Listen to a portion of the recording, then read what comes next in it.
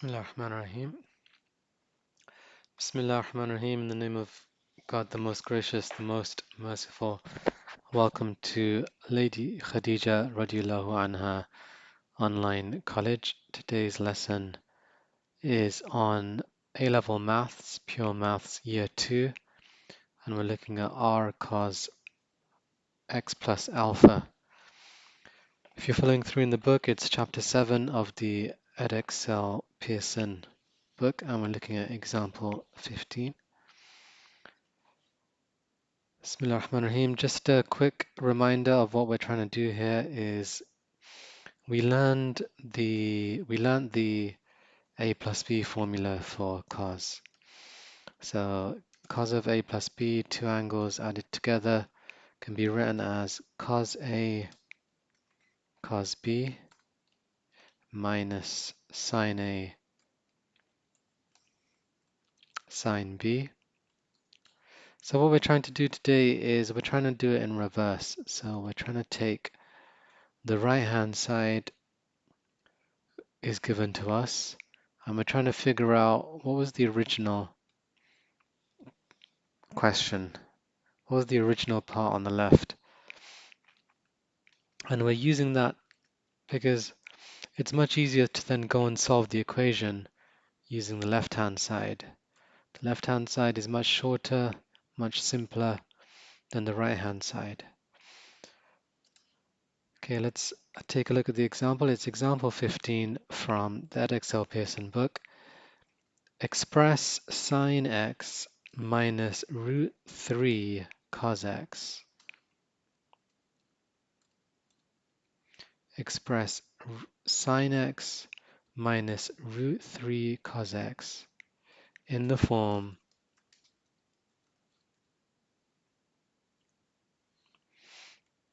I think we've done that one already. Let me go to the right example. So this is example 16. Express 2 cos theta plus 5 sine theta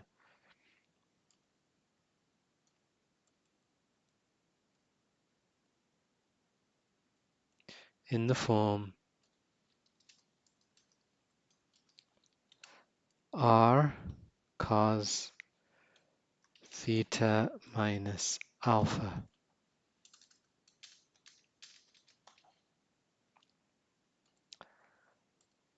R cos theta minus alpha, and the conditions are r has to be bigger than 0 and alpha has to be between 0 and 90.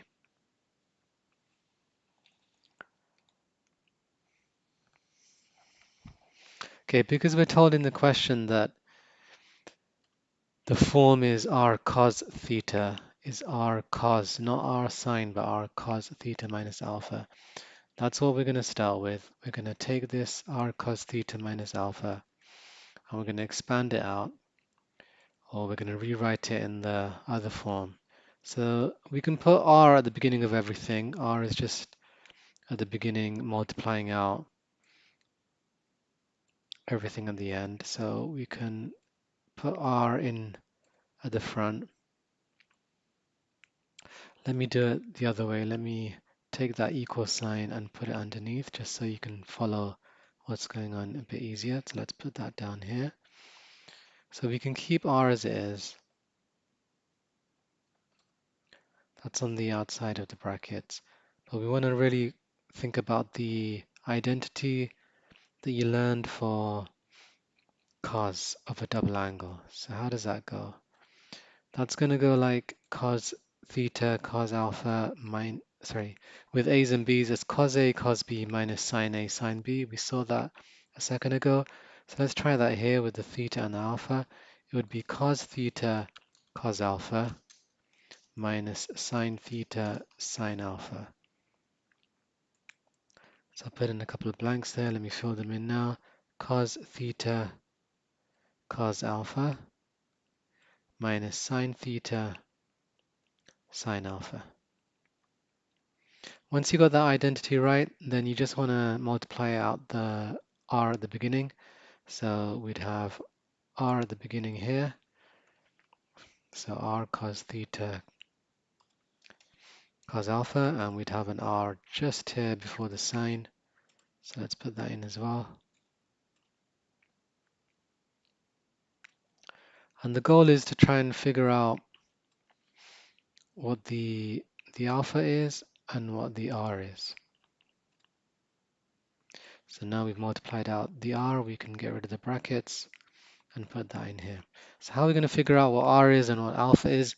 Easy, we're just going to compare it to what we were told at the beginning of the question, that it's really 2 cos theta plus 5 sine theta. So if that's how it ends up, then you just got to compare like with like. So what looks like each other? You got the cos theta here, looks like the cos theta here. So what's left in that first term? Oh, I think I made one mistake.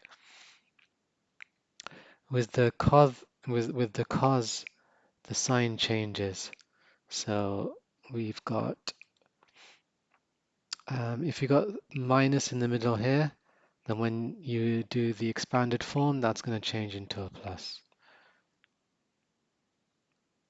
Okay, that's better. So let's compare like for like. We've got this cos theta in the first term is very similar to this, is exactly the same as this cos theta. So what's left? This 2 is left, and on the one on the top, there's a lot more than just one thing. It's the R and the cos alpha, which is left. So making that comparison, what we can say is that the R combined with the cos alpha, so R cos alpha, has to be equal to the 2. Remember what we're saying is that in the line in blue is the same as the line in black. Or said express it in the form R cos theta minus alpha. It means it's the same thing, but just expressed in a different way. Just like 2 plus 1 is really 3, but it's just expressed in a different way. So the line in blue can only be the same as the line in black if the 2 matches the R times the cos alpha. So that's the first equation we can write. We can say this R times this cos alpha,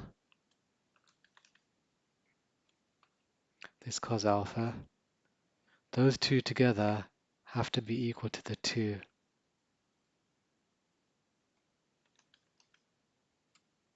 So this 2 has to be equal to the R cos alpha. So that's your first equation.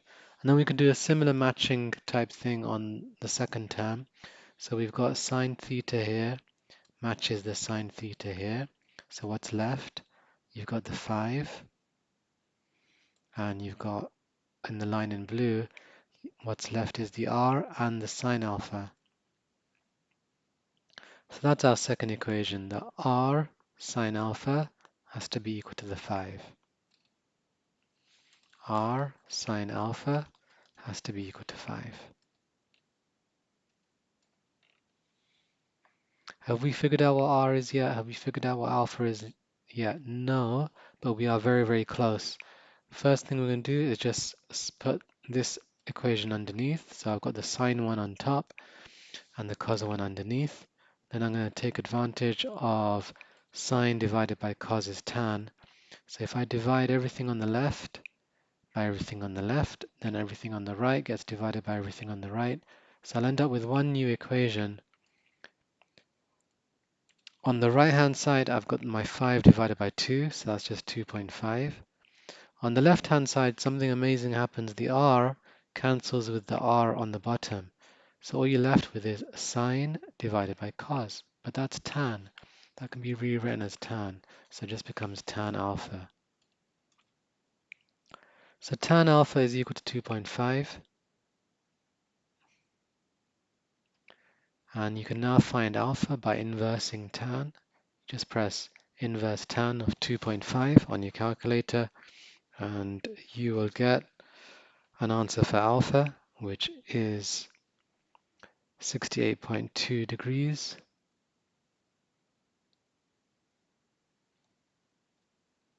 rounded off. And then you can put that alpha back into any one of the first two equations to figure out what r is. But another method, which is just quicker, is you can use Pythagoras on the 5 and the 2. So you can say a squared plus b squared equals c squared, or using the r, you could say r squared would be equal to 5 squared plus 2 squared. So then r would be equal to the square root of that. So that's 25 plus 9, and that's root 29. If you're not sure on that method, then it's easier just to put it into the first equation. You can say r times sine of, now you know alpha is 68.2 is equal to 5, and then type that into your calculator, rearrange for r. Either way, you'll get the same answer, and that's where you can stop on this. Join me for more tomorrow. Assalamu alaikum wa rahmatullahi